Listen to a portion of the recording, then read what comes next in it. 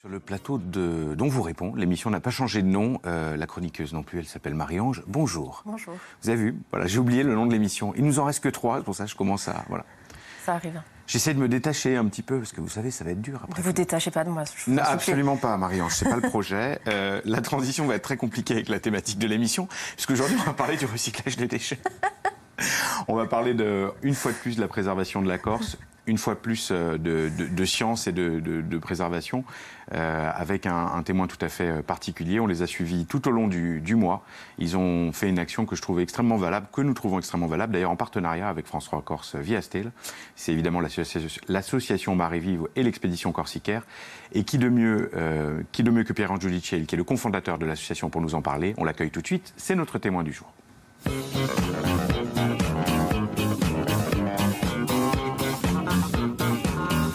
Bonjour, bienvenue sur votre plateau. Merci, ravi d'être ici. Je dis votre plateau, Pierre-Ange, parce qu'on a eu l'occasion d'échanger à de nombreuses reprises pendant l'expédition. C'est vrai, c'est exact. On s'est quasiment suivi, on a lancé l'émission, si je ne dis pas de bêtises, le 13 juillet, et vous êtes parti en mer le 12 juillet, le quasiment 12 juillet. Un jour près. Et vous venez de rentrer. C'est ça, ça se voit, je pense, à mon teint. Exactement. Vous avez Voilà, voilà. Donc oui, on vient de rentrer là, en fait, la semaine dernière. Le 8 ? C'est ça, exactement. Arrivé au Vieux-Port, à Bastia. en fanfare, voilà. Bon. Avec toute l'équipe. Avec beaucoup d'émotions, on l'imagine. Ça a été un peu le fil rouge de cette émission. On a consacré plusieurs émissions à la préservation de l'environnement corse. Et cette émission a essayé de mettre en avant des actions très concrètes, des pratiques vertueuses, des pratiques d'éducation, plutôt que de ne parler que de polémique, qui n'était pas le lieu. Aujourd'hui, j'ai envie qu'on axe vraiment l'émission là-dessus, parce qu'il y a plein de choses que vous allez pouvoir nous expliquer. C'est le fameux rétex, le fameux retour d'expérience. Ce mot horrible, je l'adore. D'abord, peut-être, commençons par parler de l'association en elle-même, parce qu'il y a deux choses séparées, l'association Mare Vive et l'expédition, qui est un peu le fer de lance en termes d'événements chaque année. Oui, tout à fait. Ouais. Alors, cette association Mare Vive, elle existe depuis quand ? Cette association, elle est assez jeune, à notre image, j'ai envie de dire, parce que aussi le contingent de personnes qui font fonctionner l'association sont essentiellement des jeunes aussi, des étudiants pour la grande majorité. Oui. Elle a été fondée en 2016. Donc il y a 4-5 ans, et en fait le principe, elle fonctionne un petit peu comme une plateforme de projet au service des jeunes, et l'objectif c'est de lier la science et l'éducation à l'environnement, la sensibilisation autour de projets concrets portés par des jeunes sur le territoire. Oui, c'est ça, c'est vraiment ce passage de témoin entre les experts qui étudient vraiment sur le terrain et les citoyens, essayer de les éduquer. Tout à fait, c'est un peu l'ADN de l'asso, tout à fait. Ouais. Bah écoutez, c'est un positionnement qu'on aime bien dans cette émission, donc félicitations pour ça. Parlons peut-être de la partie événementielle qui est l'expédition en elle-même. Et puisque c'est une expédition en mer et sur le littoral, j'ai envie qu'on commence par parler de la mer. Racontez-nous un peu déjà, il faut expliquer aux gens, vous êtes partis sur de drôles d'embarcations qu'on a présentées plusieurs fois dans l'émission, qui sont des kayaks à voile et à pédale, je dirais. Ouais. Racontez-nous, d'où vient ce matériel, comment vous l'avez récupéré, conçu, modifié, expliquez-nous un peu. En fait, tout était parti de la volonté de faire le tour de Corse, avec des embarcations qui nous permettaient de dépenser zéro carburant et en même temps, donc on avait évidemment pensé au kayak, mais en même temps qui nous permettaient de faire une progression assez importante, assez rapide, sans être en même temps limite dès la première semaine. Exactement, voire dès le premier jour pour certains. Et donc on avait l'intention de trouver une propulsion annexe, et on avait pensé de suite à la voile. Et comme notre souhait c'était de travailler sur le côtier, sur le littoral vraiment, et de pouvoir accéder un petit peu partout, on a cherché quelles embarcations pouvaient répondre au cahier des charges, et on est tombé sur ces embarcations très pratiques et qui en plus sont un véritable point d'accroche quand on arrive sur les plages. Ça fait événement. Oui, ça fait événement. Les gens sont très curieux de voir ces embarcations qu'on rencontre très peu sur le littoral en France. Alors, là, on voit l'arrivée magnifique à Bastia, mais on a reçu une question de téléspectateurs que nous sommes nous aussi posés. Ce voyage quand même en mer, combien de jours en mer au total ? Il y a eu 22 navigations pour un mois total de mission, donc quasiment, finalement, il y a eu quasiment une navigation par jour, quoi. Alors au cours de ce mois, quelles ont été les principales difficultés, même techniques, de l'expédition en elle-même ? C'est la navigation, c'est aussi le fait de se familiariser avec les éléments naturels. Là, on retrouve l'humilité du marin, le fait de se confronter aux éléments, à la mer, au vent, l'imprévu. À l'imprévu, tout à fait. Donc essayer de lisser son parcours avec ces imprévus-là, avec les conjonctures météo. Donc ça, c'est très important et c'est aussi passionnant. C'est aussi passionnant. Voilà, donc et après, les principales difficultés sont aussi dues à nos conditions de vie. Voilà, on peut voir a un maximum de contraintes. Vous étiez combien? Et on était 13. 13. Donc une grosse équipe quand même. Pour combien d'embarcations? 13 jeunes. Pour 2 embarcations. On avait aussi également un voilier sur un autre projet en fait, qui fait des protocoles au large. Donc on tournait avec cette embarcation. C'était un peu votre station spatiale. Exactement. Voilà. Donc 13 personnes. Évidemment, en un mot, on pourrait parler que de ça. Mais pour monter un projet pareil, il faut des financements, il faut des partenaires. Ouais. On peut peut-être les citer parce qu'ils vous ont soutenu pour cette belle aventure. Oui, alors on va peut-être pas tous les citer. Mais les principaux. Mais voilà, les principaux, il y a par exemple, on travaille pas mal avec un organisme qui s'appelle Beyond Plastic Med, qui est spécialisé sur la question de la pollution plastique en Méditerranée. Donc il nous a aidés via un appel à projet qu'on avait remporté, qui est un appel à projet monégasque en fait. Oui. Voilà, on travaille aussi avec la Fondation de la Nature et de l'Homme, donc Nicolas Hulot, d'autres partenaires, pas mal d'entreprises corses qui ont la même démarche que nous. On est assez exigeant au niveau des entreprises qu'on met sur notre voile, parce que c'est de la communication, c'est une prestation de communication. Alors, en parlant de communication, je dois dire aux gens qu'ils peuvent vous suivre aisément, donc sur le site web de Barreview, mais comme vous êtes jeune, Pierre-Ange, beaucoup de communication par Instagram, notamment, on peut vous suivre @corsicaire, je crois. Oui, c'est comme ça. Et on vous suit de très très belles images, parfois des images désastreuses, mais vous faites un très bel effort. Et d'ailleurs, vous nous avez apporté de fort belles images, je dois dire, qu'on va voir aujourd'hui, de fort belles images de choses fort moches. Oui, qui est la pollution en mer. Non, peut-être les gens qui vous ont suivi, parce que voilà, vous en avez beaucoup parlé, vous êtes tombé sur ce qu'on appelle une île de plastique en fait dans le golfe de Porto. Parlez-nous déjà, en quoi consiste ce type d'accumulation? C'est très simple. Il y a des courants qui brassent en fait les eaux tout autour des océans. En Méditerranée, la Méditerranée ne fait pas exception. Donc il y a des phénomènes de gire aussi en Méditerranée, dus au courant, voilà. Et au niveau des déchets qui sont majoritairement en surface, ça crée des zones d'accumulation, donc des zones où en fait il y a des gyres de ces courants-là. Les déchets s'accumulent et donc on retrouve tout un tas de types de déchets de différentes tailles. Donc ça va des macro-déchets, donc très grands déchets. Qu'est-ce que vous avez trouvé? On a reçu une question là-dessus d'ailleurs. Ouais. Qu'est-ce que vous avez trouvé de plus surréaliste en mer, en plein milieu de la mer? Un objet en particulier ou c'était l'accumulation de toujours les mêmes choses, des bidons, des sacs? Ouais, il y a beaucoup de plastique fragmenté, effectivement. Oui. On voit qu'ils sont pas mal concrétionnés aussi. Oui. Les trucs délirants qu'on a trouvés, c'est par exemple des pianos, des claviers de synthétiseurs, des choses comme ça. Après, effectivement, beaucoup de bidons, des cagettes, des masques aussi. On a déjà trouvé pas mal de masques. Des masques, vous voulez dire pour le contre le Covid? Exactement, des masques Covid, on a trouvé. Je pense qu'on en voit quelques-uns sur les images. Exactement. Et beaucoup de choses. Donc des macro-déchets jusqu'aux microplastiques, des zones très très denses de la soupe de microplastiques. Vous vous attendiez à en trouver autant? C'est pas la première expédition. Vous avez été surpris cette année? Nous, on n'a pas été surpris. Mais les gens, c'est-à-dire que on a un petit peu changé notre fusil d'épaule par rapport aux années précédentes, où on pouvait faire plus de sensibilisation à terre, rencontrer les gens sur les plages, lors des conférences, des ateliers, parce qu'il n'y avait pas de restriction Covid. Cette année, ça a été un petit peu différent. On a changé notre fusil d'épaule, littéralement, pour pouvoir proposer, pouvoir communiquer avec les gens et relayer ce qu'on voyait nous. Ça a bien marché, Ça a bien marché, ouais. On a été suivis, nos vidéos, elles ont été suivies par plus de 630 000 personnes pendant un mois. Donc pour nous, c'est énorme, quoi. Ça fait à peu près 80 000 vues par vidéo, donc on est très contents. Et il faut expliquer aux gens que vous ne faites pas que les filmer, hein. Vous en ramassez. Ouais. Et puis on a eu l'occasion d'en parler à de nombreuses reprises dans cette émission. Vous en faites plein de choses. Vous les étudiez, vous les calibrez, mais aussi vous en faites même sur un projet qu'on appelle low-tech, un recyclage de déchets avec parfois même des activités artistiques dont on verra ça en fin d'émission avec les enfants. Évidemment, toute votre action, elle pose le sujet plus global de la gestion des déchets en Corse. Alors vous imaginez bien qu'on ne va pas le traiter en 4 minutes. Simplement, je voudrais quand même qu'on aborde des points peut-être avec une approche plus scientifique.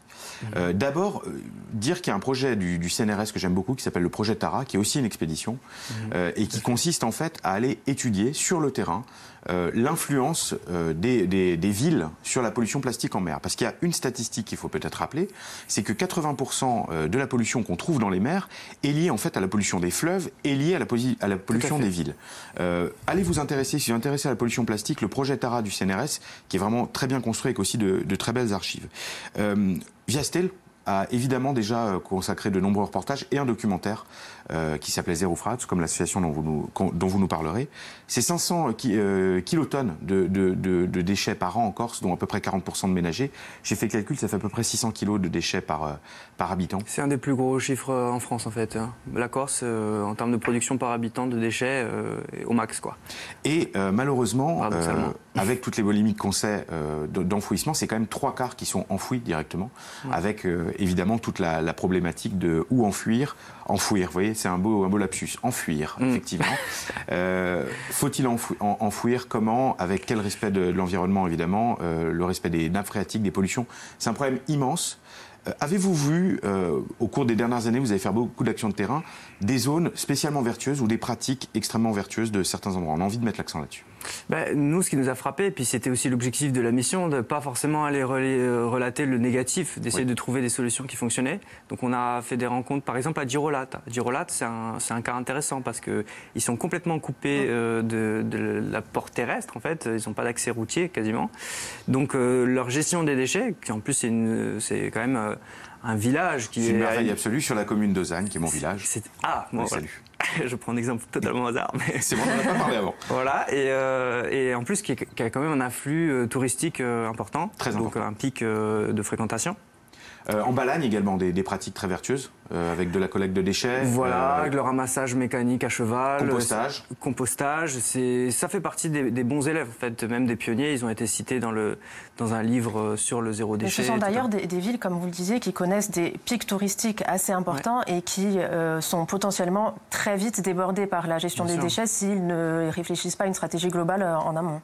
Oui, tout à fait. Il y a beaucoup d'implications, il y a évidemment beaucoup d'enjeux politiques, on l'a vu pendant les municipales notamment, c'est pas un problème épineux, mais on est un laboratoire formidable pour essayer de trouver des solutions un peu vertueuses. Il y a tant de choses à valoriser dans ces déchets, on en valorise si peu au-delà.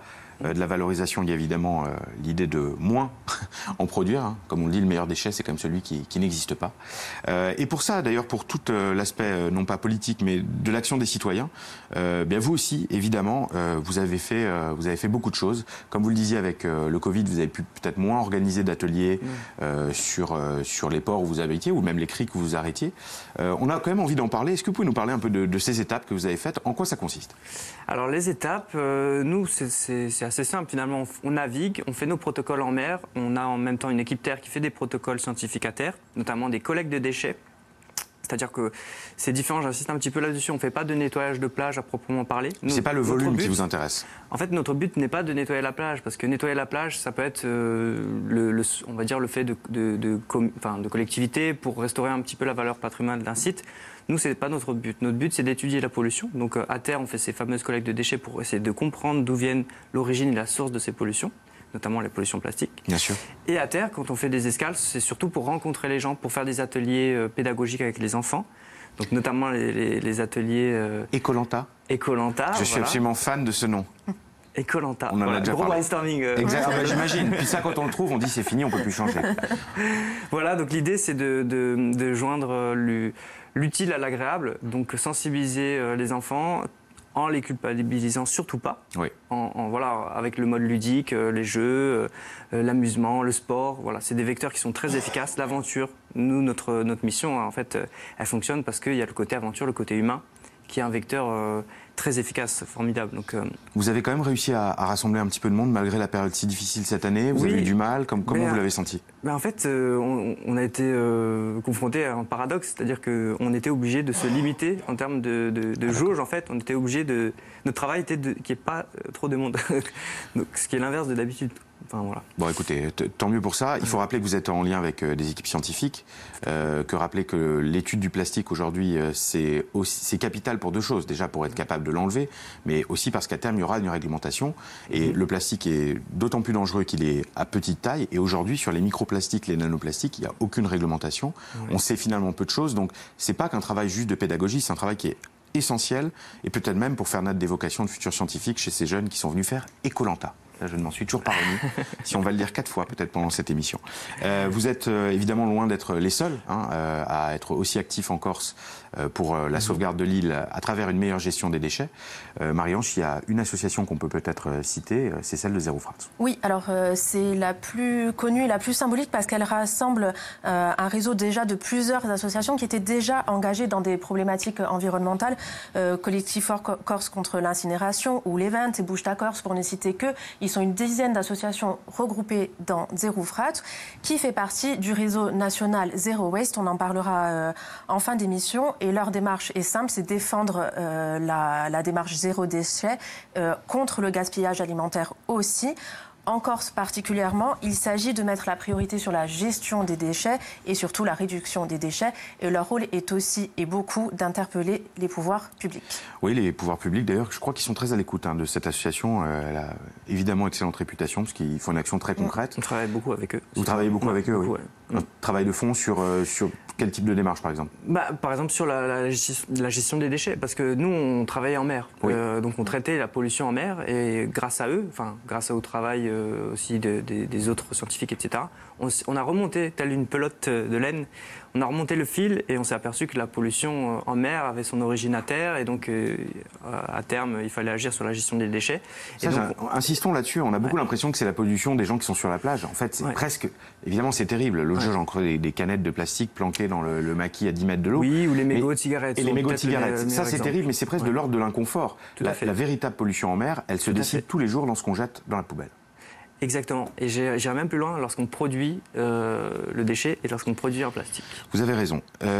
Il y a des citoyens qui se mobilisent au-delà des cadres associatifs classiques pour essayer d'aider justement à mieux gérer cette collecte des déchets, savoir où jeter, quand, comment, de quelle manière. Je voudrais en citer deux. Il y a un groupe Facebook qui s'appelle Aide au tri des déchets en Corse. Vous pouvez aller le voir, il est très riche. Je crois, peut-être je dis une bêtise, je crois qu'il y a 9000 personnes qui sont inscrites à ce groupe. C'est pas du tout un groupe polémique sur les déchets, même si évidemment il y a des photos qui sont postées qui sont absolument sidérantes de bêtises et d'irrespect de notre, je dirais, de notre environnement. Mais au-delà de ça, il y a plein de conseils. Vous pouvez poser des questions. C'est toute une communauté qui vit bien, qui est bien modérée. Donc vous pouvez aller voir ça. Et notamment, j'y ai découvert une application que vous pouvez télécharger qui s'appelle HL. Et peut-être on va voir ici le principe. Donc vous localisez. Ce matin, j'étais dans le centre-ville d'Ajaccio. Et tout simplement, vous choisissez le type de déchet qui vous intéresse et vous ne savez pas quoi en faire. Par exemple, une bouteille d'eau de Javel. Vous avez d'abord des conseils. Faut-il la rincer ou non? Alors évidemment, il ne faut pas la rincer. L'eau est une ressource précieuse. Et ensuite, vous avez les centres qui sont adaptés à collecter ce type de déchets. Vous vous géolocalisez, ça vous indique le chemin pour y aller. C'est vrai pour des tas, sans mauvais jeu de mots, de déchets. C'est une excellente initiative. D'ailleurs, elle est très très bien notée sur les différentes plateformes. Vous pouvez les récupérer sur les différentes plateformes. Téléchargez-la par curiosité. Vous verrez, on découvre plein de choses. Et évidemment, si ça sert à ça, la géolocalisation, ce serait déjà une très bonne chose. Voilà, plein d'initiatives, même aussi ce qu'on appelle les clean walk. Vous le savez, notamment un qui a eu lieu à la plage du Ricante à Ajaccio samedi dernier. On n'a malheureusement pas pu en parler dans l'émission parce qu'on était un petit peu court, mais voilà, on leur rend hommage. Les citoyens aujourd'hui, j'ai l'impression quand même, ont complètement basculé vers une reprise en main, même chacun à sa propre échelle pour essayer d'abord de dépolluer, voire de moins polluer. Je suis assez d'accord avec ça. Il y a une vraie prise de conscience, en fait. Vous le ressentez au fil des années, ça bouge un peu? Oui, ça évolue, oui, beaucoup. Nous, ça fait du coup 4-5 ans qu'on est sur le terrain et il y a un vrai changement de mentalité pour le coup. Oui. Ça, c'est indéniable. Après, sur la pédagogie complète, c'est-à-dire qu'il faut délivrer le discours en entier. C'est-à-dire dire qu'il y a une pollution et qu'on peut la nettoyer simplement en faisant des clean walk ou des nettoyages de plage.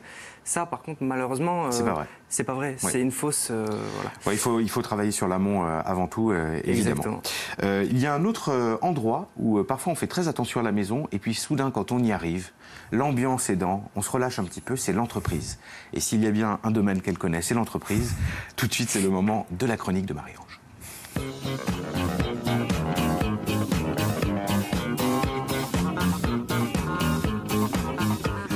Ah, ça, vous la connaissez, l'entreprise, Marie. Les déchets aussi. Non, quel enfer. L'entreprise, oui, c'est un lieu où tout change parfois pour la gestion des déchets. Oui, en tout cas, on essaye. On essaye de produire moins de déchets, de les trier. Le monde de l'entreprise est de plus en plus concerné par ces problématiques. Et il s'agit de définir des stratégies globales et aussi de modifier les habitudes des salariés. Alors, c'est un engagement écologique, mais également économique, puisque l'entreprise aussi vise à moins dépenser. Vous parlez d'engagement. Est-ce réglementé? Est-ce que c'est une obligation aujourd'hui de promouvoir le tri sur le lieu de travail? Depuis peu, depuis 2016, cette obligation concerne les entreprises recourant à un prestataire privé et les entreprises produisant plus de 1100 litres recourant à un prestataire public. Alors la réalité est différente. Seulement 35% des entreprises du tertiaire recyclent leurs déchets et notamment le papier, selon un sondage de Riposte Verte. Pourtant, les chiffres sont hallucinants. Entre 120 et 140 kilos de déchets par an sont produits pour un salarié du tertiaire et les 3/4, c'est du papier. Très bien. Les difficultés des entreprises pour mettre en place ce type de politique, quelles sont-elles? Deux types de difficultés principales. Le temps et les moyens. C'est-à-dire le temps d'organiser une stratégie globale, les moyens humains aussi, et parfois la collecte de tri public qui est en décalage avec les besoins d'entreprise, que ce soit des besoins de volume ou d'horaire. Alors évidemment, la réduction des déchets en entreprise fonctionne mieux s'il y a une stratégie globale, mais il y a aussi des petits gestes que l'on peut adopter individuellement, comme par exemple prendre un cendrier et jeter ses mégots dans la poubelle, prendre un mug de chez soi au lieu d'utiliser des verres en papier ou des gobelets en plastique. Alors c'est facile à dire, certes. Les entreprises peuvent engager des actions à plus grande échelle et c'est de montrer que la contrainte est plus efficace envers les salariés. Ça passe par équiper ses locaux en vaisselle réutilisable, supprimer des monodoses, privilégier l'occasion et le réemploi pour les meubles et enfin et surtout communiquer et sensibiliser les salariés. Marion, je crois que vous êtes adonné un petit jeu pour cette chronique. Vous êtes très ludique. Oui. Quel est ce jeu? Alors, je me suis amusée à regarder si les entreprises à fort impact écologique, pour dire ça de manière très neutre, par exemple les grands groupes pétroliers ou le secteur de la construction automobile, quelles étaient leurs manières, comment ils étaient engagés dans la réduction des déchets. Et ils sont paradoxalement très engagés, voire exemplaires. Alors ça s'explique de deux manières. Déjà par, comment dirais-je, leur impact fort dans leur activité de base. Ils contrebalancent un peu cet impact fort, un peu avec du greenwashing, je vous l'accorde, mais quand même, il y a beaucoup d'efforts venant de Renault, Mercedes, Toyota, qui sont dans une démarche d'économie circulaire. C'est mon Lada. Oui, et aussi du fait de leur taille. Ce sont des entreprises qui ont beaucoup de moyens et souvent beaucoup de ressources technologiques. Total a par exemple mis en place un label visant à évaluer l'ensemble du cycle de vie et des performances environnementales de leurs produits. Alors le label, on peut se poser la question de la neutralité puisqu'il a été mis en place par l'entreprise elle-même. Et ils ont aussi créé, en partenariat avec Veolia, l'usine Osilube au Havre, qui permet de traiter 120 000 tonnes d'huile vidangée par an, soit la moitié de la production française. Et les huiles recyclées entrent ensuite dans la composition de la matière première utilisée par les raffineries pour la production de lubrifiants ou de carburant. Bon, c'est une démarche qui est saine, mais évidemment, elle est accessible. On suppose qu'il y a des grands groupes qui ont des process, Exactement. Qui ont des moyens, qui ont des ingénieurs même pour créer ces process en interne. Pour une petite société, une TPE, une PME, qu'est-ce qu'on peut faire? Alors, si vous souhaitez engager votre entreprise dans une démarche de réduction des déchets... Je le souhaite, Marie-Ange. Eh bien, je vais vous expliquer, c'est très pratique. Années 90. Zero Waste a édité un guide très pratique à destination des entreprises, surtout du tertiaire, qui s'appelle Zéro déchet au bureau, et vous trouvez une dizaine de fiches qui sont vraiment bien faites. Alors je l'ai lu en entier. Ça prend à peu près, je pense, 2-3 jours pour comprendre et mettre ces actions en place. Vraiment, et c'est l'étape zéro de la réduction des déchets et c'est très facile. Et les 2-3 jours pour mettre en place, pas pour lire le document. Non, je croyais que c'était une blague, Marie-Ange. Mais non, 2-3 jours et on peut déjà...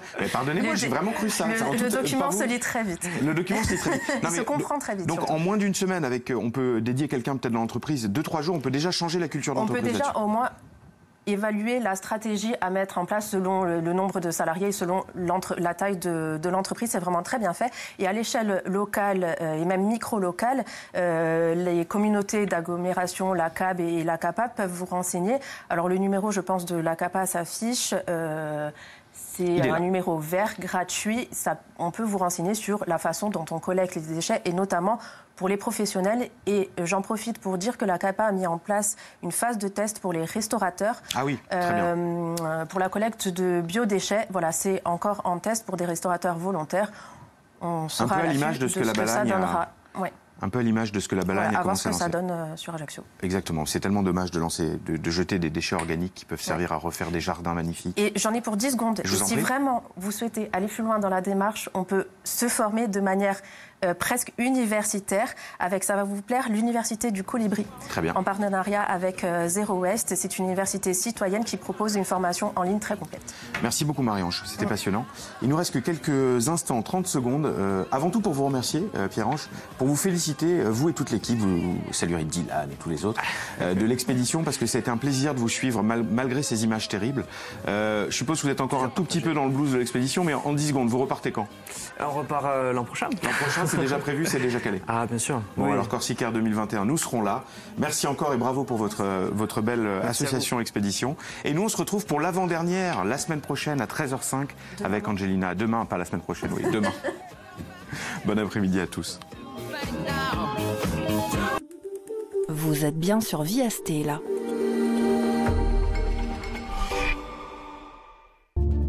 Face au drame qui a frappé les habitants de Beyrouth au Liban, nous avons besoin de vous. La Fondation de France lance un appel à la